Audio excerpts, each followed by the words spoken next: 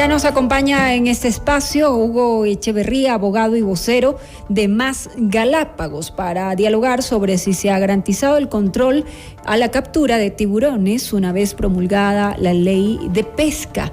Abogado Echeverría, buenas tardes, gracias por acompañarnos. Es importante saber qué es lo que está sucediendo en cuanto a la aplicación de esta ley, si se está cumpliendo y cuáles son también las incomodidades que ustedes evidencian justamente con esta normativa. Gracias por acompañarnos, lo escuchamos. Diana, muy buenas tardes, un saludo para su audiencia. Efectivamente, lo que ha ocurrido la semana pasada es la expedición del Reglamento General de Aplicación de la Ley de Acuicultura y Pesca, que a su vez fue expedida hace casi 2 años, en abril del 2020.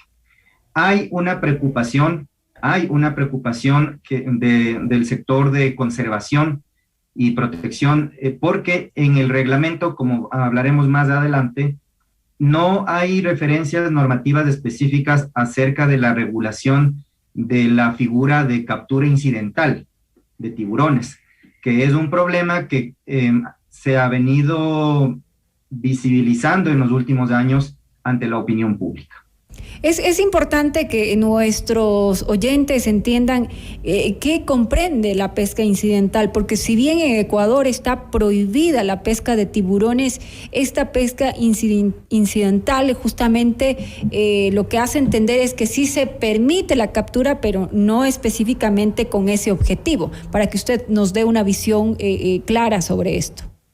Así es, tanto la Ley de Acuicultura y Pesca de 2020 como en el reglamento que se expidió el 25 de febrero del 2022, se regulan esta figura, que consiste efectivamente en que la pesca es dirigida a una especie en particular, pero de manera involuntaria o accidental, o también como se le denomina jurídicamente como incidental, se capturan otras especies, incluyendo especies que son jurídicamente consideradas como protegidas, como por ejemplo las rayas, las mantarrayas, las tortugas marinas, y en el caso más que genera mayor preocupación, las diferentes especies de tiburones que encontramos en nuestro mar ecuatoriano. La pesca incidental, según datos, representa 285,000 tiburones pescados al año, que equivale el 1% de la pesca total. ¿Qué es lo que sucede, si la entendemos en este sentido? ¿Acaso las embarcaciones van justamente a la pesca, pero no están haciendo las cosas apegado a la ley, sino que se están llevando tiburones cuando está prohibido? ¿Es lo que está sucediendo? Exacto, vamos al caso de los tiburones. La ley prohíbe la captura dirigida o la pesca dirigida para tiburones. No obstante, la misma ley permite que en caso de captura incidental, es decir, de esta captura involuntaria, esa captura pueda ser comercializada. Pero involuntaria, como su palabra dice. Involuntaria. Entonces, en sí mismo la figura de la captura incidental genera controversia porque constituye una excepción a la regla que de alguna manera la debilita. Pero debido a que ese es el estándar que en la legislación ecuatoriana se ha incorporado no desde el 2020, sino desde 2007 con el decreto ejecutivo 486 que la ciudadanía conoce. El problema ahí, Diana, radica en ¿cuántos tiburones configuran una captura incidental? ¿Y qué es lo que representa, abogado, el mantener a esta especie? Porque en una pesca indiscriminada, sin respetar la normativa de un país, pues estamos afectando a esta especie. ¿Qué es lo que representa para que nuestros oyentes tengan claro esto? Tanto es así que el diario El Universo hace unos meses publicó una noticia que en 9 años la exportación de tiburones capturados incidentalmente se elevó ni más ni menos que en un 635%. Es decir, en el periodo de tiempo que ha estado vigente y en aplicación esta controversial figura de la pesca incidental de tiburón. Y el problema que tenemos ahora, Diana, es que no existe, salvo para ciertas especies, como por ejemplo el tiburón sedoso y los tiburones martillo, no existe lo que la norma denomina un índice de permisibilidad. Es decir, este número que nos diga hasta cuándo es la captura incidental y desde cuándo ya pasa a ser ilegal. Eso no existe, eso está previsto en la ley de pesca, que haya sido establecido dentro de 6 meses contados desde abril del 2020, es decir, en octubre del 2020 ya debíamos tener ese índice, no lo hemos tenido. La comunidad de conservación de la biodiversidad, más Galápagos incluida, estaba con expectativa de que este reglamento que acaba de salir se refiera al tema, y no lo ha hecho. Entonces seguimos dilatando la regulación de la captura incidental y hasta tanto siguen subiendo los números de especímenes capturados incidentalmente en nuestro mar. Y aquí agrego un tema importante. Jurídicamente, un reglamento es una norma cuya finalidad es establecer normas de aplicación de la ley. Entonces, este reglamento es un reglamento que aborda muchos aspectos de la ley de acuicultura y pesca, es un reglamento voluminoso.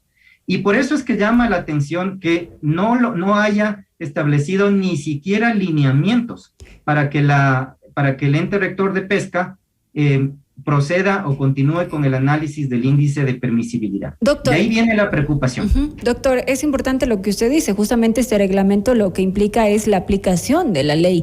En este sentido, al usted o ustedes considerar que no es aplicable, que aún hay vacíos que permitan la aplicación de la norma, ¿presentarán alguna acción legal constitucional que permita que esté conforme a la Constitución y a la ley y de esta manera pueda ser aplicable este reglamento?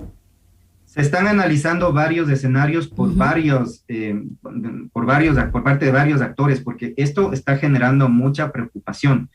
Pero lo primero es que se hace un llamado más bien al Ejecutivo, concretamente a la Presidencia de la República y al ente rector de pesca, que está en el Ministerio de la Producción, para que tome nota de esta preocupación que es genuina.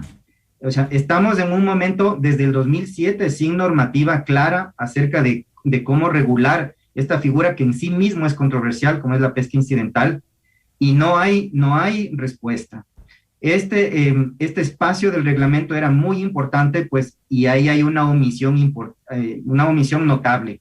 Entonces, más que pensar en temas de litigiosos, lo primero que hay que agotar es hacer saber al Ejecutivo que existe esta preocupación, porque por otro lado, Diana, la preocupación no solamente puertas de adentro en el Ecuador. Aquí hay un tema que tiene que ver con exportaciones del Ecuador. El Ecuador está con tarjeta amarilla en este momento precisamente por este tipo de omisiones normativas.